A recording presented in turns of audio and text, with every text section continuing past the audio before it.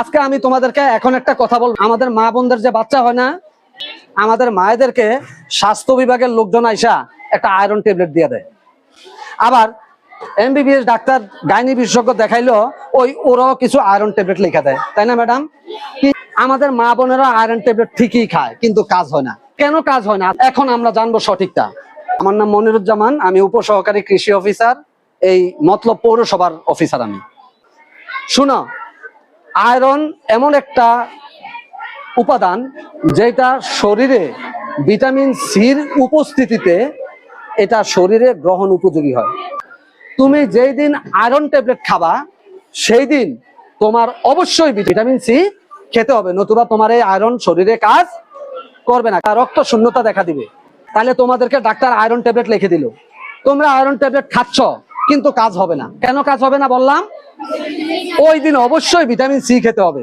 তাহলে তুমি তো ওই দিন ভিটামিন সি ট্যাবলেট খাইলে হয়। সিবিট কে কে এই পর্যন্ত সিবিট চুয়ে চুয়ে খাইছো? হাত তোলো তো। মাশাআল্লাহ। অর্থাৎ আমাদের বাবা মায়েরা বাচ্চারা চকলেট খাইতে ধরলে চকলেট দিও না, এটা ক্ষতি করবো, কৃমি হইব, সিবিট কিনা দেয়, দেয় না? 100% ভুল। কেন শুনো, একজন প্রাপ্তবয়স্ক মানুষের দৈনিক ভিটামিন সি খেতে হবে 30 মিলিগ্রাম। তাহলে তোমরা কি 250 মিলিগ্রাম সিবিট তোমরা খাইতে পারবা? কিন্তু তুমি যদি একটা সিবিট খাইয়া ফেলাও, তোমাদের কত মিলিগ্রাম গেল শরীরের ভিতরে? 250 মিলিগ্রাম। একমাত্র ভিটামিন সি যেটা শরীরে জমা থাকে না, ভিটামিন সি শরীরে জমা আর সকল ভিটামিন শরীরে জমা থাকে। তাইলে এই ভিটামিনটা ওই দিনই তোমার শরীর থেকে বের হয়ে যাবে।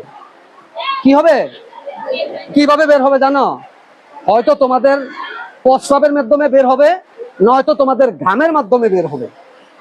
তাইলে তুমি এই ভিটামিন সি বেশি খাওয়ার কারণে তোমার প্রস্রাব যদি বেশি হয় তাহলে তোমার কিডনি দুর্বল হবে, আর যদি ঘাম বেশি হয় তাহলে শরীর দুর্বল হবে। তাইলে এই ভিটামিন সি খাওয়াতে তোমাদের উপকার হইলো না ক্ষতি হইলো? প্রতিদিন যদি 3টা কাঁচামরিচ খাও, কয়টা কাঁচামরিচ? তাইলে তোমার একদিনে যে 15 থেকে 20 মিলিগ্রাম ভিটামিন সি দরকার পূরণ হয়ে যাবে। অথবা 1 টুকরা পেয়ারা, অথবা 1 টুকরা লেবু, অথবা একটা আমলকি। বড় পেয়ারা হইলে 4 ভাগ করে 1 টুকরা খাইবা, কারণ এই পেয়ারাতে প্রচুর পরিমাণে ভিটামিন সি।